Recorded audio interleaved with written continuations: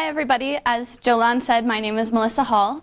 I'm actually originally from New Hampshire's Upper Valley, but now live in Vermont, and I'm going to talk to you a little bit this morning about the work I've been doing there with a group of new American farmers. I'm grateful for Simone to have already gone, because she already told you a lot of useful information about Vermont, so I can focus in on talking about Chittenden County, which is this circled county up here. Chittenden County is Vermont's most populous county. It has only 6% of the land, but it has 25% of the people. Largely that's because it's home to Burlington, which is the state's largest city. City being a very relative term when you talk about Vermont. So Chittenden County has about 135,000 people. It has the highest median income of any county in Vermont. It's just over $60,000. To give some context, the median income in the United States as a whole is about $50,000. So it's generally speaking doing fairly well. One population that's present in Chittenden County is a fairly significant portion of new Americans. It's about 5% of the county total. Vermont has a very active refugee resettlement program, so they've resettled a number of different waves, starting with Bosnia and Congolese, Sudanese, Somalis, lately a lot of Bhutanese. So the 2014 estimate was that there were 7,500. It's a bit hard to track. It's not a question that's reliably tracked on the census, but that's an estimate. And a social service agency called Association of Africans Living in Vermont, which actually provides services to all new Americans, estimated in 2014 that up to 80% of new Americans in Chittenden County were living below the federal poverty level. So Chittenden County is doing really well. The new American community not doing quite as well. So one member of our new American community is Chuda. Chuda was born in Bhutan in the late 1970s. His family had a farm. In the late 1980s, when the Bhutanese government started putting in place some policies to encourage the ethnic Nepali population to integrate a bit better and to adopt the ethnic majority's language and culture, Chuda and his family were among the many thousands of people who went across the border and ended up in refugee camps in Nepal. So they were in a refugee camp in Nepal for about 20 years. While they were there, Chuda's father developed a small business trading goats. So goats are something Chuda's very familiar with. He came to the United States in 2009 to Burlington. He found a job, he has a family, but one thing that he and many other new Americans from agrarian backgrounds really missed was that connection to the land and the ability to work with animals. So they had several conversations about this with some volunteers from AALV, the social service agency I mentioned before.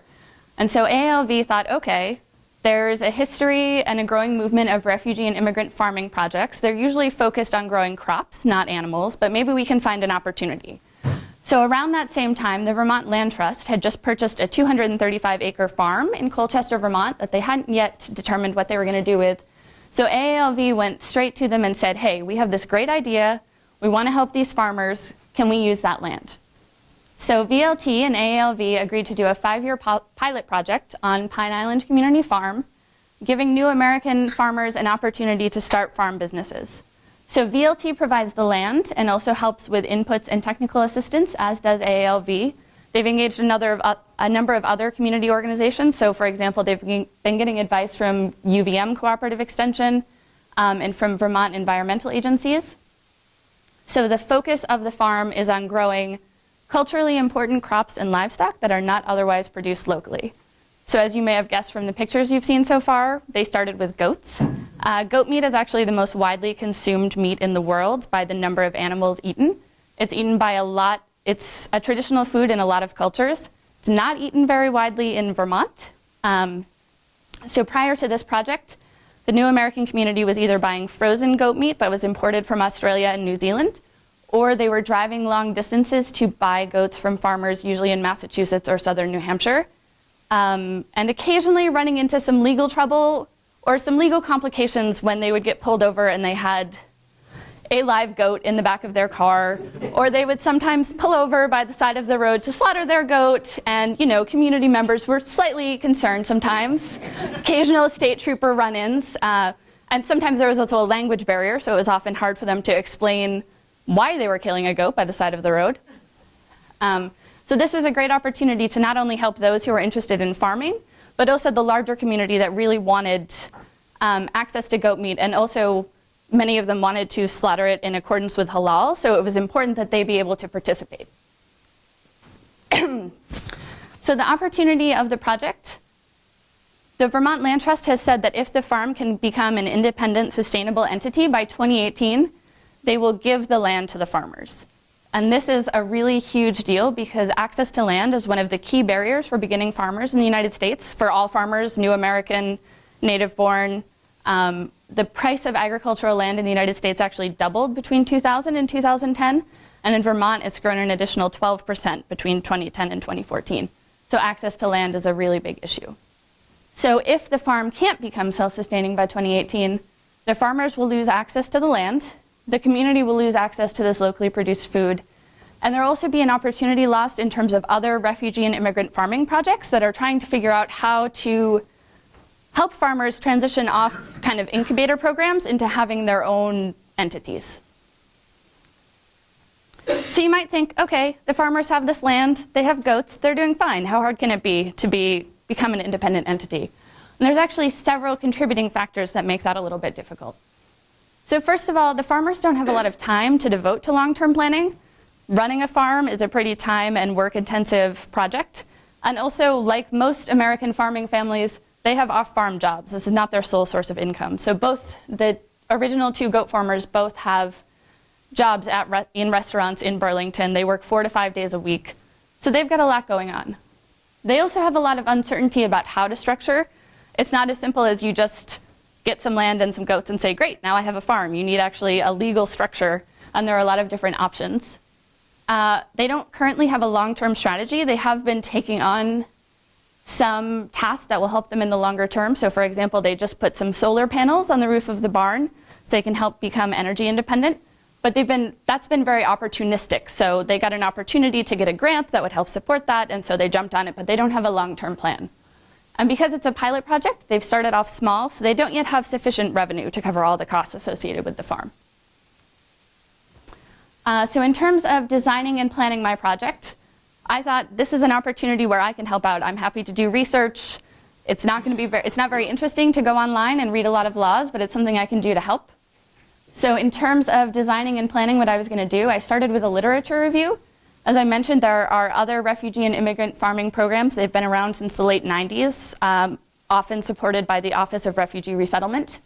So I was looking to see, is there a model somewhere? Is there a tested best practice that other projects have done that has succeeded? And there really isn't. There have been a lot of different things that people have tried, and some have been successful in some places and not in others, so it really isn't a proven model. And then I had a lot of discussions with the farmers, so that's Teo Nest and Chuda, and the project manager, Karen, to talk about what do they really want the farm to be at the end of the day. Are they looking for it to become their sole source of income? Do they want to keep the community involvement they've had so far? What are they looking for? So the long-term goal is for Pine Island Community Farm to be an independent, sustainable entity that owns its land and has enough revenue to keep operating. To get there, we identified that they needed a well-designed strategic plan that covers their incorporation, how they're going to make sufficient revenue, et cetera, and also establishes benchmarks. VLT keeps saying, we'll give you the land if you can be self-sustaining, but we haven't defined what self-sustaining looks like. It's a term that I could think means one thing, and VLT can think means something else, and the farmers can think means something else entirely. So establishing what those benchmarks are is really important. To get to those goals, we identified a couple activities that I could help out with. So first, one of the constraints is that they don't have time for their longer term planning. So the activity that I could undertake was helping kind of do the first cut through the information and try to simplify it and boil it down for them. They need to come up with a formal structure and legally incorporate. So they need to make a decision based on that information about how they can incorporate and then go through the actual incorporation process. They need to come up with a strategic plan. So that is kind of has to wait until you've established a structure, because obviously your structure and how you're governing will affect how you're planning. And then they need to raise sufficient revenue to cover their operational costs. So that would also be included under the strategic planning. So the activities that we've completed to date, yes, I'm pandering to the audience with pictures of baby goats and sweaters. I fully admit it.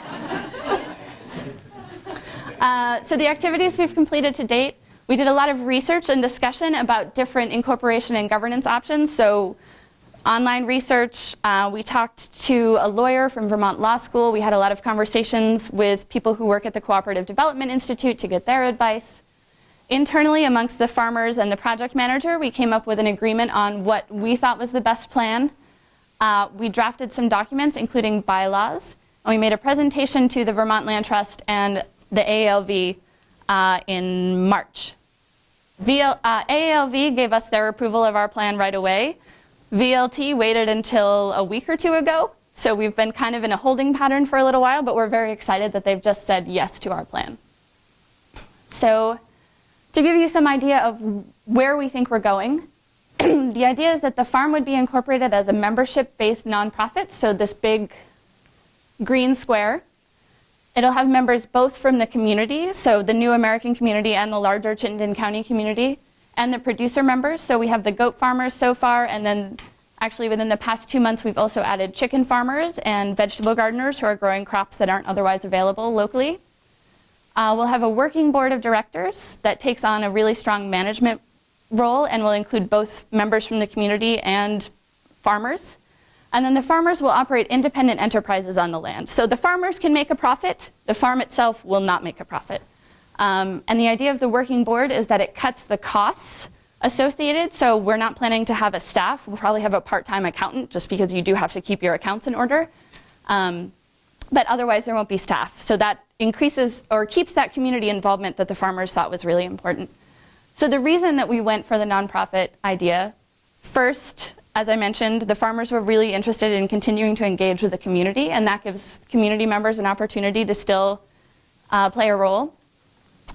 It allows for more fundraising options, so we are planning to get to a point where there's sufficient revenue from the nonprofit that it covers expenses, but it will also be nice to be able to still apply for grants and things like that. And it also, presuming we can get IRS tax exempt status, it severely reduces the costs of running the organization. So we're trying to keep it as lean and mean as possible. So the way that we'll raise revenue is by membership fees, and then producer members will give a portion of the proceeds they earn from their enterprises to the farm entity.